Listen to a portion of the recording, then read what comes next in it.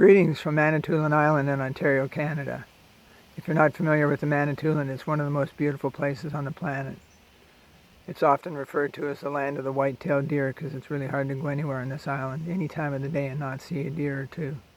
It's also a place where quite often you'll see bald eagles and ospreys flying overhead and hummingbirds zipping around your yard. It's a really cool place.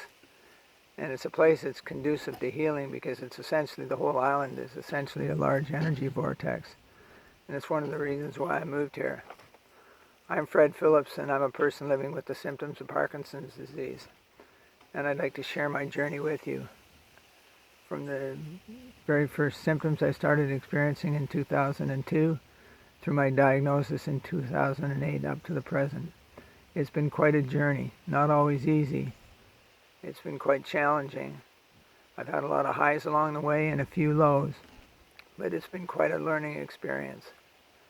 I've learned a lot about myself and how to manage this condition.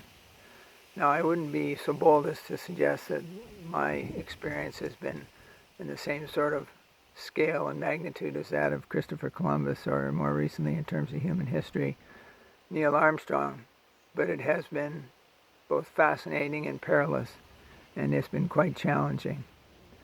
It's also been quite a learning experience as well. I've learned a lot, as those of you who've been following my blog can attest.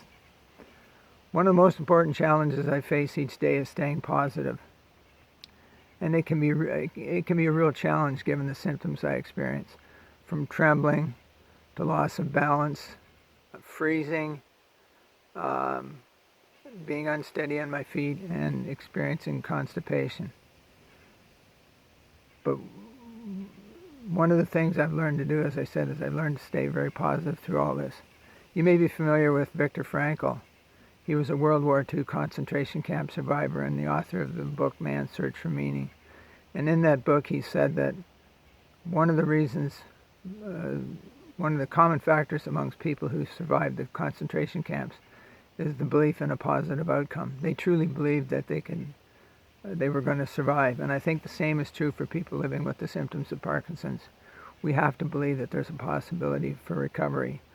Otherwise, it's going to be a really difficult experience. And I truly believe that I can recover. And I believe this for three reasons. First of all, I think that if the human body is capable of recovering from a cut or a broken bone, it's possible.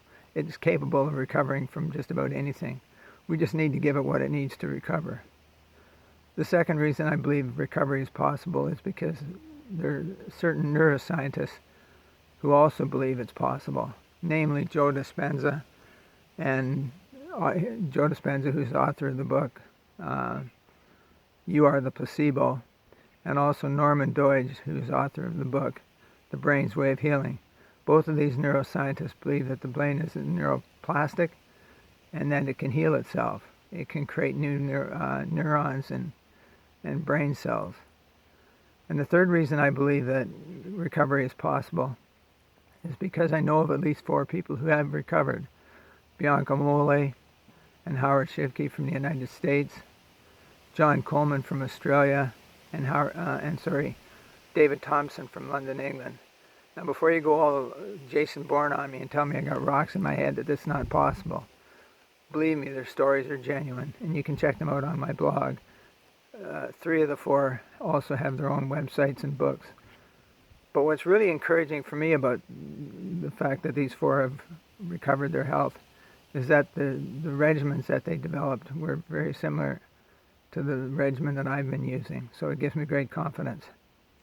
There's actually a 4th reason why I believe that recovery is possible, and that's that I'm a bona fide eternal optimist. I truly believe anything is possible. But I do a lot more to stay positive than just believing in a positive outcome. I have a daily regimen of up to 42 things that I strive to complete each day, from repeating uplifting mantras to listing the things I love, like sitting by the lake with my feet dangling in the water, sending out loving compassion, expressing gratitude, eating healthy foods, exercising, meditating, practicing Qigong, and learning new things. I'm learning a new language right now. I'm learning how to speak Estonian because my partner Mari's from Estonia. And I'm also learning how to count to 10 in different languages. And at present I can count to 10 in 28 different languages. I also love to spend time in the forest. I literally hug trees. You may have heard of Misa Hopkins. She's author of the book, The Root of All Healing. And in that book she wrote that people experiencing the symptoms of Parkinson's disease, one of the best things we can do for ourselves is spend time in nature, because the natural energies of the forest help to balance our circadian rhythms, which in turn helps to balance our endocrine system and central nervous system. So there's a lot we can do, and there's a lot of reason for optimism and hope. Parkinson's diagnosis is not the end of the road. It's simply a part of our journey, meant to teach us about ourselves. And on that note, and this is very important, what I'm sharing with you is my own personal journey. It's my own approach to recovery, and I'm not offering any medical advice or suggesting anything as it relates to using or not using medication. So if you like what you've heard today, please hit the subscribe button below or the notification bell if you want to be notified of future posts. Thank you so much for joining me on this journey, and if you have any questions or would like to share your own experience, please see my email below or check out my blog, where you'll find over 500 posts on various aspects of the Parkinson's experience. So see you next time. Have yourselves an awesome day, and may you be happy and healthy.